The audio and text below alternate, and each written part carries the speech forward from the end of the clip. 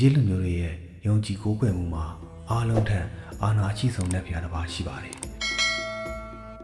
သူကတော့နတ်ဘုရားရာဖြစ်ပါတယ်။ရာဟာနေရဲ့အလင်းကိုဖန်ဆင်းသူဖာရိုဘီယင်တွေရဲ့ကာကွယ်ဆောင်ရှောက်သူဖြစ်ပါတယ်။ဖာရိုဘီယင်တွေရဲ့ဖခင်အဖြစ်လဲယူဆကြပြီးရှေးအီဂျစ်ဘီယင်တွေကတော့သူတို့ကိုသူတို့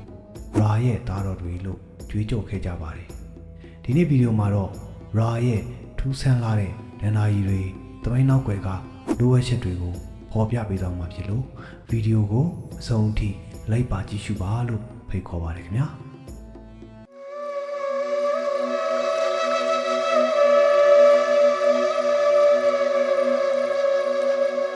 နတ်ဖျားတော်ဟာရေဒဏ္ဍာရီရဲ့ဒီနတ်ဖျားဖြစ်ပါတယ်။သူကိုလေးုံငယ်ဥကောင်ရှိတဲ့လူခန္ဓာကိုယ်ပေါ်မှာနေလုံးတက်ထားတဲ့ပုံစံနဲ့ပုံဖော်လေးရှိပါတယ်။ရာဟာဖန်ဆင်းခြင်းရဲ့ရှင်ဖြစ်ပါတယ်။နေတိုင်းနေကိုမူကောင်းငင်မှာရွေ့ရှားစီပြီးညဘက်မှာမြေအောက်ကဘာကိုခီးသွားနေလေးရှိပါတယ်။ရာဟာအီဂျစ်ဒဏ္ဍာရီထဲမှာအမြင့်ဆုံးအာဏာရှိတဲ့နေနတ်ဖျားဖြစ်ပြီးနတ်ဖျားများရဲ့အကြီးအကဲအဖြစ်လဲတင်စားကြပါတယ်။သူဟာဖန်ဆင်းခြင်းရဲ့ရှင်သခင်နေ့တစ်နေ့ကိုစတင်ပေးသူ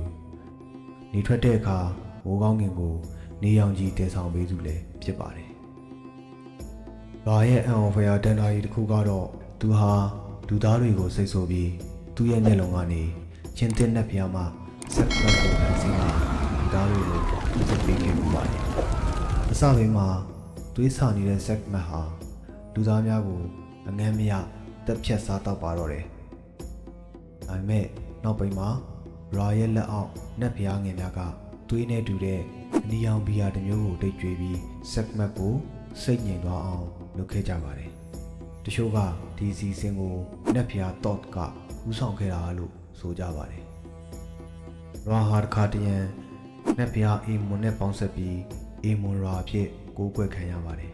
။ဒါအပြင်မိုးကောင်းငယ်နတ်ဘုရားဟောရက်စ်ဖန်ဆင်းခြင်းနတ်ဘုရားအာတန်နေအောက်ကဘာရဲ့နတ်ဘုရားအိုဆိုင်းယစ်တို့နဲ့လည်းဆက်နေပါသေးတယ်။ရာရဲ့အမည်ကိုပရမစ်တွေ public ကျောက်စာတိမ်တွေမှာရေးထွင်ထားတာကိုတွေ့ရပါတယ်။ဒါကြောင့်ဒီကိုးကွယ်မှုဟာရှေးအီဂျစ်ယဉ်ကျေးမှုရဲ့အဓိကအစိတ်အပိုင်းဖြစ်ခဲ့တာကိုသိရှိနိုင်ပါတယ်။ဒီဗီဒီယိုနဲ့ပတ်သက်ပြီးမိတ်ဆွေတို့ရဲ့ထင်မြင်ယူဆချက်များကိုလည်း comment မှာပြောသွားလို့ရပါတယ်။အီဂျစ်နတ်ဘုရားများနဲ့ပတ်သက်တဲ့အကြောင်းအရာတွေကိုစိတ်ဝင်စားမယ်ဆိုရင်တော့ဒီဗီဒီယိုလေးကို like လုပ်ပြီးကျွန်တော်တို့ရဲ့ channel ကို subscribe လုပ်ထားလိုက်ပါခင်ဗျာ။ကြည့်ရှုအားပေးခဲ့ကြသူများကိုကျေးဇူးအထူးပဲတင်ပါတယ်။